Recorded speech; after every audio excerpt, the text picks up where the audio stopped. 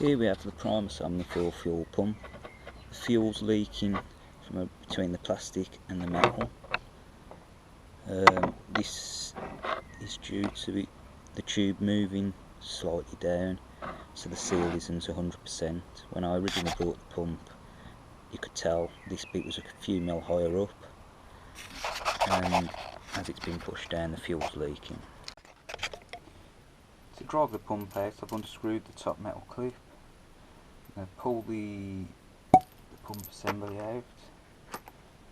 I'm going to pull the non-return valve out. I'm going to use a flat-bladed screwdriver just to remove the non-return valve. Just pop that in, that'll pull out with a washer. Now it's going to find a suitable drift to separate the metal pipe and the plastic housing. So I've got a socket that fits snug against the metal lip, and it will slide down into the housing. So I'm going to drive that out. That was one hit with the hammer, and as you can see, the metal of the pump's pulled out.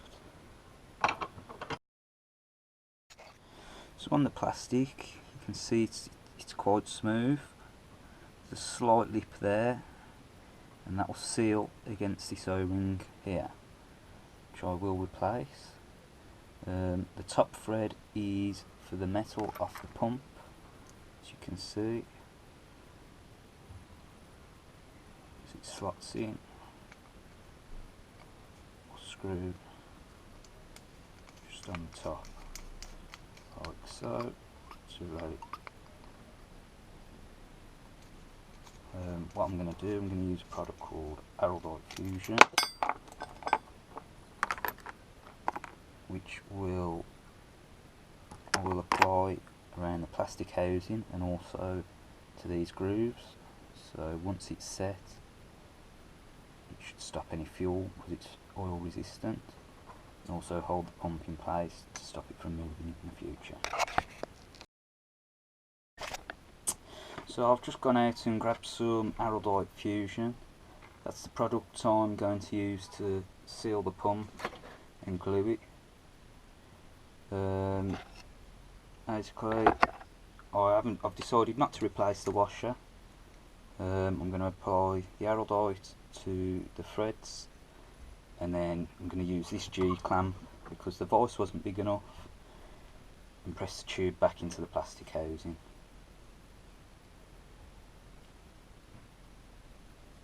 To open, just slide the nozzle forward. It's self-mixing an epoxy adhesive. Push it, mixes it as it comes out. Apply that to the threads. This sets in 90 seconds. From experience, you do have a lot longer than that to play with it. And slowly tighten up the G-clamp. As you can see, it's moving back on. I felt the resistance there. I'm going to stop there. I'm going to use this cloth, clean the excess epoxy from around the outside, and then leave that for 90 seconds plus about 5-10 minutes to allow that to set. And I'm going to release it from the clamp, and I'm going to leave it overnight and test it again in the morning. Right then, I've left this for about an hour now. I've gone and had a cup of tea. I'm just going to put it all back together now. First things first, I'm going to start with a plunger.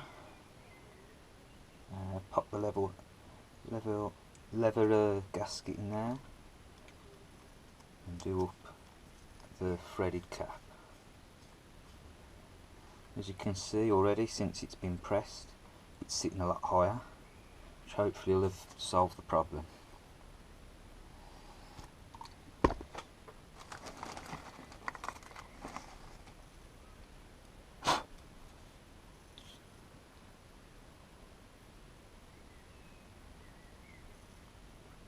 next steps to take the non-return valve.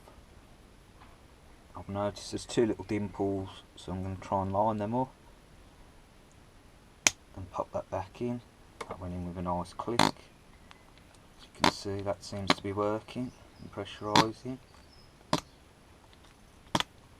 And finally, I'm just going to reinsert the fuel line. That's clicked in there nice. So hopefully, when I try that with the fuel bottle, I'll have no fuel running from around the edge. So I've just filled the bottle up. I've used the Primus power fuel. I've filled it to the fuel line. I've installed the pump. I'm just going to connect it up to the stove and pressurise the cylinder. And hopefully, after the 20 pumps, we won't have any fuel leaking. I'm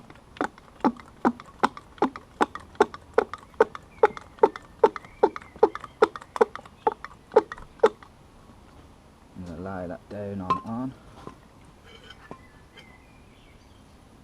And turn it on.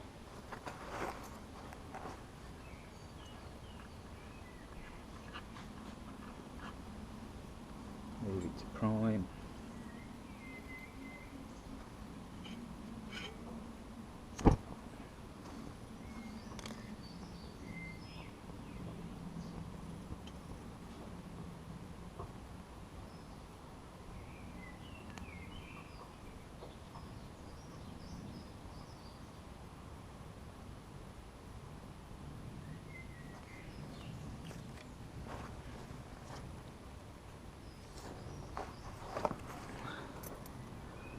You can see normally that would be dripping now, and there's no fuel there whatsoever. Let's not speak too soon.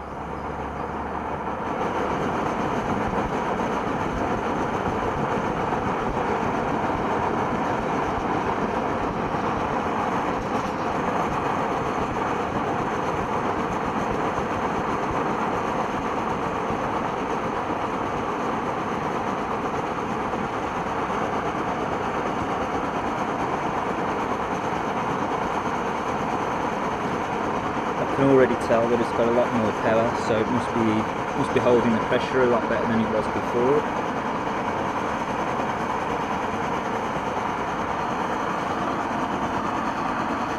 Still no fuel. I think I've seen enough, so I'm going to flip it over, let the fuel run out the line, and then put it away.